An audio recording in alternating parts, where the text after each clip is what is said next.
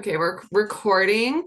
So we're gonna just start talking about our CIE Teach in Spain program. And we're talking specifically about our one semester program for teaching starting in January 2025. The contract is January through June.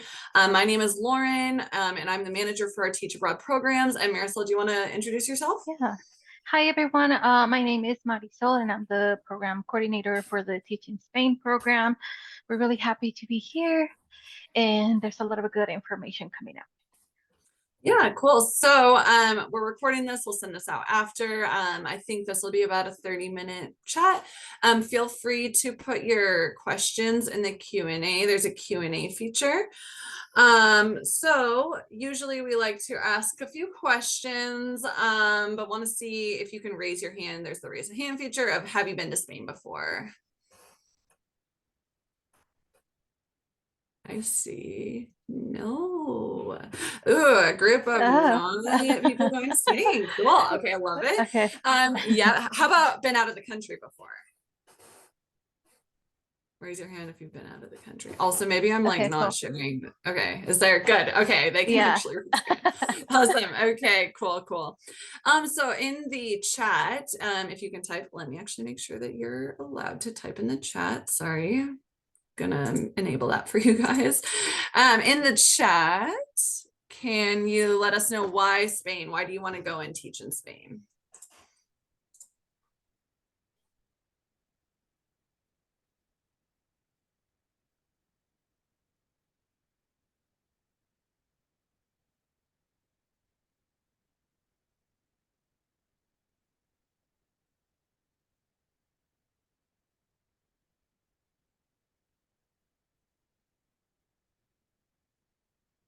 Maybe some people are typing novels, but we'll wait. Okay, so we do have someone who's been there, been to Spain several times, love everything Spain, Cool. been fascinated with the culture, started taking Spanish classes in high school, always wanted to live there and learned about this program recently, love working with kids, love the culture, awesome. Perfect. Cool. Okay, so we're going to just move on and chat a bit about the CIE program. So on to the next. So Marisol, you want to Yeah. start with? So our Spain program includes several things. And so one of them is that once you apply to our program and you decide to commit to our program, you are guaranteed a placement in the region of Madrid. The region of Madrid, as we're gonna discuss later on, it includes the city of Madrid, of course, but it also includes other areas or other cities and towns that surround Madrid. So you could be placed again anywhere from downtown up to 12-hour bus ride because we manage a big area. So you'll be working technically a part-time position, which means you are required to do 16 teaching hours a week. You only work 4 days a week and you have 3-day weekends. Some schools will give you Friday off, some schools will give you Monday off, but you wouldn't know this information until you meet your school. Okay. You're gonna get paid once a month, and it's gonna be 1,000 euros. And this is a little bit of a repeat, but what else does like Yeah. CIE? So there are several things that are included in our program, and one of them, as I already mentioned, you do get a guaranteed placement once you decide to commit to the program. We do offer a lot of assistance with many things. We do offer a lot of webinars and like information about how to prepare to arrive to Spain. How do I look stuff for housing? How do I make sure my bank works when I get to Spain? How do I make sure my phone works when I get to Spain? So we'll help you with a lot of information in pre-departure assistance and of course at orientation once you get to Madrid. Something that we help you a lot with is with the visa process. We won't apply for the visa for you, but we're gonna guide you through the process step by step. We also will enroll you in health insurance. So that's something that you don't have to worry about. You won't have any co-payments or deductibles for that. And you will have an orientation in Madrid. This is going to be for 4 days. You're gonna meet a lot of people. You're gonna make new friends, and yeah, orientation is usually great. So a lot of people get excited about that. And with that, we also have CIE staff in Madrid that are going to be helping you the moment you arrive to the moment you finish your contract.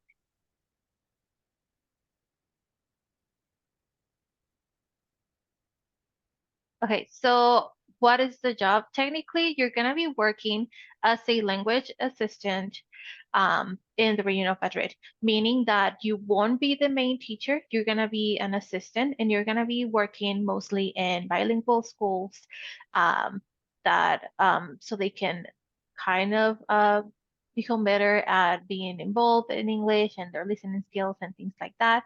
So the main thing is you, like I said, you're gonna be an assistant. You will have a main teacher in the classroom with you. And I guess the how much you provide to the classroom and how many times you want to take the lead is gonna depend on your relationship with your co-teacher and how much you're willing to do. But I just want to reiterate that you won't be the main teacher in the classroom. Okay, so Marisol already said, but placements are all over the region of Madrid. If you look at a map, you could just type into Google Maps, region of Madrid, and you'll see a triangle shape, and all of the placements are in this region. Some of the placements are in the city center, some are slightly outside the city center. It could be anywhere in the region. Everything is accessible by public transportation, bus, metro. But you should be able to get there by public transit. And we have a good guide that tells you about like where people teach, where they live, how they manage their commutes.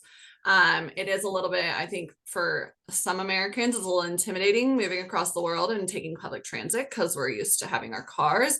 But people really do love the transit system. So for the January arrival, we usually we do placement preferences for our fall program. But the January program is much smaller. You should apply quickly if you haven't already.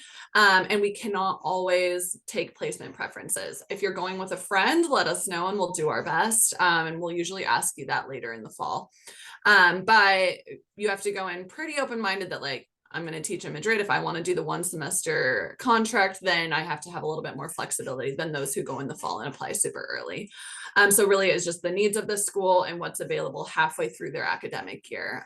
For context, the school years in Spain start in September. Most language assistants get there in the fall and start teaching on October 1st, but we do send teachers in January to kind of fill the gaps of where more teachers are needed. So just a little bit more flexibility required on your part of where you'll be teaching and not always having the say in specific age range or area of Madrid or working specifically with your friend. A lot of people ask us, how does housing work in Madrid? Because it is also, like I said, if you've, you're moving across the world and you might not know where you're going to live right away. We will connect you with hundreds of teachers in a CIEE Facebook group. There will be people who are already there in the fall who maybe they're still looking for roommates. Or we'll give you information on the best practices for finding housing, how to avoid scams, what are normal prices, and how does that look like, how to communicate with your landlord. So we'll give you lots of resources on that. We also highly recommend living with Spanish people when you move there. Learn the language. And if you're wanting to learn the language and learn the culture, then live with Spanish people. And, you'll have your American friends too, but it's good to just also be open-minded about that. Might be an easy thing to find someone who needs a roommate who's already living in Spain. On average, CIEE teachers spend 450 to 600 euros a month on rent in a shared apartment. If you're living alone, it's going to cost you a lot more, and places in the city center will cost more. So you can always be, go into this now. If you're thinking, right now it's almost June, you have 6 months to go. How much are you going to save before you go and bring to Spain? And also thinking about your budget now. For what you want to be spending on housing. That's going to be a big chunk of your stipend. But people make it work. And 450 to 600 is very normal. I have seen people who spend under 400. So it is possible. Most people, it takes them about 2 weeks to find housing after they arrive in Spain. You'll have the 4 days at the hotel with CIE and teachers there. Then we recommend getting like a hostel or hotel for a week or two while you're looking for your permanent housing. We'll go through this quickly, but we'll also help you with the Spanish visa process. We cannot go and apply for the visa for you, but we will do, I usually do 1 to 2 webinars per term. We'll tell you exactly what documents you need, when you need to do that. And we'll give you all that information probably later in the summer, early fall, so that you can apply for your visa and get to Spain on time. The language assistant visa is a 180-day visa. It allows you to get paid. It allows you to live in Spain. And a lot of people do renew their contract to stay for a second year. And our team in Madrid will talk about that renewal process next year, early in the year. What happens when I get to Spain? So you'll get to Spain in January. Dates are to be determined. We have not set those dates yet. We're really honestly focusing very hard on our fall program, getting everyone's visas there. So if we, January, we'll definitely be chatting with you more and more regularly starting later in the summer. But CIE orientation and hotel stay, it's really, really fun. You'll be apartment hunting with either your new best friends or Spanish friends, or if you save a lot of money and want to live alone, then go for that. You'll be able to, get to know Spain, get to know the city, practice your commute, set up your banking, and teaching duties. Like I said, still mid-January, no set date just yet. Marisol, you want to take it away? So what's next? So from now on, we strongly recommend you to complete your application before the deadline. The deadline is June 1st. So yeah, please send your application soon.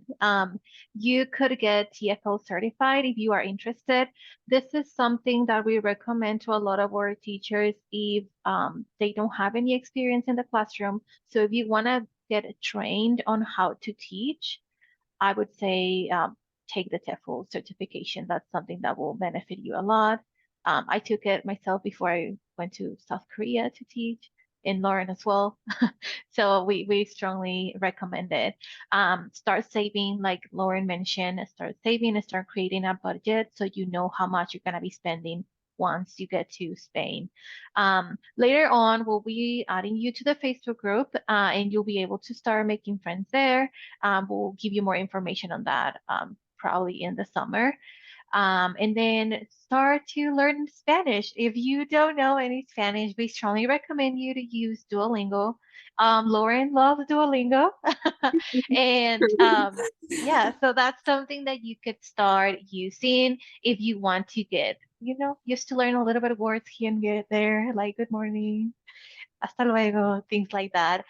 So that's something fun you could be doing now. We're gonna be enrolling you in the pre-departure courses later on, probably in the fall. Yeah, in the fall. And then yeah, if you we'll probably start inviting you to different webinars throughout the summer and fall. So keep an eye on your email for any invites. We will be sending you a lot of emails as soon as you're accepted. So I guess reply to us and yeah. Cool. So just want to give you a timeline of what things look like. So now I know some of you have already applied, some of you maybe just started an application, but do that as soon as possible. Start practicing Spanish, of course. In July and August, you'll confirm the teaching position. I do want to let you know that usually for the January program, you confirm the position and then you get your placement later. We'll talk about that more later on, but usually we have to get you, in order to activate some of the letters for your visa, you have to confirm the position so we can get you letters. The Spanish government, though, they might not know where you're teaching until later on because they know those things around like October, November, once the school year starts and they see where the need is. We'll explain that more later, but that's just how it always works for our January program. You'll apply for your visa right now, TBD, not 100% sure. Usually people are applying in October or early November, but this year we're trying to get you to apply a lot earlier just because we're just trying to move up our timelines a bit. So we'll let you know. We'll be sending regular emails and information and updates as they come in. So take this timeline with a little bit of a grain of salt. We'll put you in your pre-departure course in the fall. We do a pre-departure orientation and talk to our team in Madrid. Oh yeah, forgot to say about Marisol and are based in the US. I live in Maine, Marisol lives in Colorado.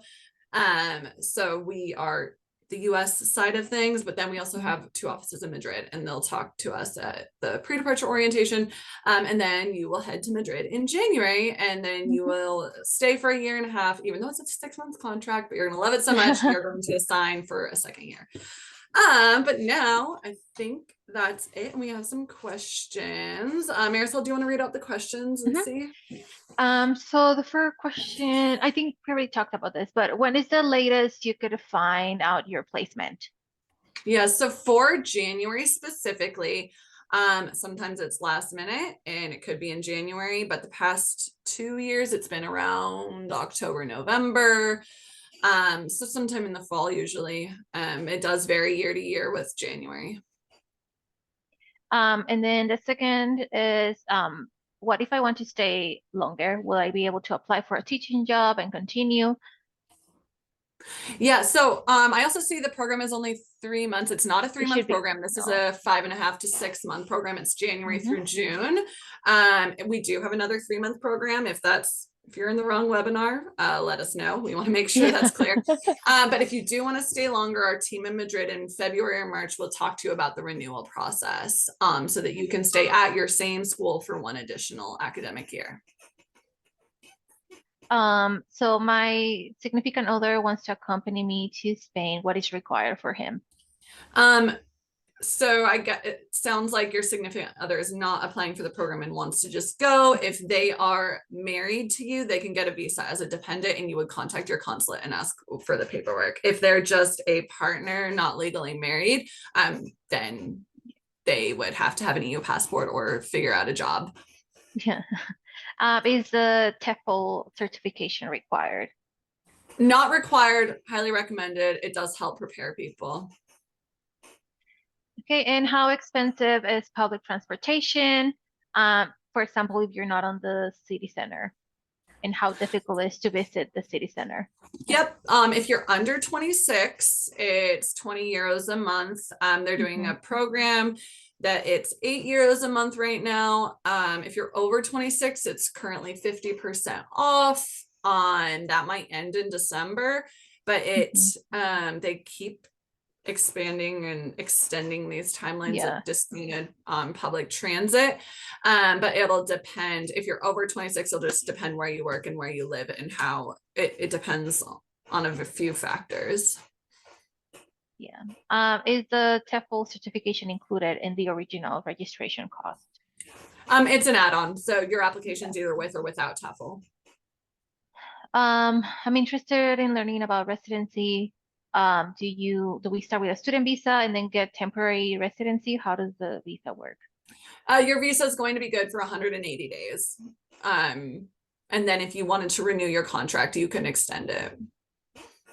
And are visas denied usually? Out of the 800 or so visas I see per year for the Spanish visa, I usually see 1 rejection, and it's due to something on a background check, and they go into it knowing that there is a likelihood they could be rejected, but other than that, no. When can we expect to know if we're accepted? We're going to start accepting applications. So deadline is June 1st, which is what, Saturday? We'll probably start looking at that over the next 2 weeks. And will we get a sure position? Once you confirm your position, then that means it's confirmed. So yeah, if you applying for the program does not guarantee you placement, you need to confirm the position. That's usually in the summer. Yeah. I think that's all for now. Cool. Anything else? We flew through. We'll send out these recordings. Deadline, like we said, is June 1st. It is a limited number of positions. So if you want a position, you have to apply as soon as possible. We always have a wait list for January. So you'll want to complete that application. I see something in the chat. Yay, thank you. Cool. Okay, well, you guys are so nice. Awesome. I think there's another question. Okay, talk a little bit more about the teaching duties. Good question. So in the classroom, you will be an assistant teacher. Some schools, it really depends. There's age range from infantile through 18. There are some vocational schools where you're like in, like, we have an example of, there's people working on an architecture project this year, and that's one of the fall positions that people had. And so people who have that as a background are going to be working specifically on that. But most teachers work in a bilingual school where they take science in English, math in English, PE in English, art in English, and they also take all those classes in Spanish. So they're getting all their classes in both English and Spanish. So you're helping them get the material and be able to use that material in English.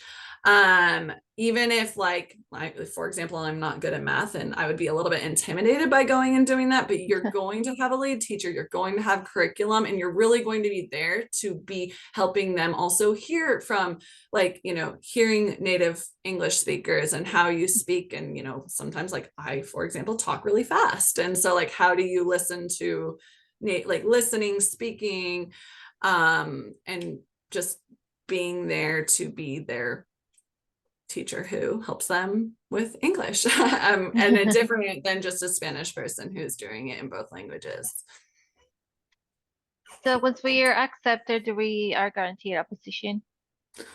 For January, like, if you're accepted, it's a very, very, very small chance that the Madrid government would say, no, we don't have positions. We always are able to give people who apply on time positions, and that will be confirmed in the summer. So are we allowed to stay after the program and renew? And will it be a disadvantage if I apply late, but before the deadline? If I still move, I still haven't applied because I'm confused if we were able to stay. I am confused by that question. Can you email? If you have any very, very specific questions, please email. Because I don't know your case. Yeah. Yeah, I'd email that if that's okay. And then I've heard that they teach UK English. Do we get any guides on some terminology? It's not UK English. It's a North American program. So no, you'll probably talk to your teachers and you can chat about them if you have any questions. And what was the 3.5-month program? So it's a 2.5, 3-month program. It's 2.5, it's a volunteer program. If you have questions about it, email us. It's applying early and advantage of getting a placement. I think that's it. Cool. Okay, well, if you have any other questions, you can email teachinspain@ciee.org, and we will be in touch. And thank you so much for attending. Okay. Bye. Bye.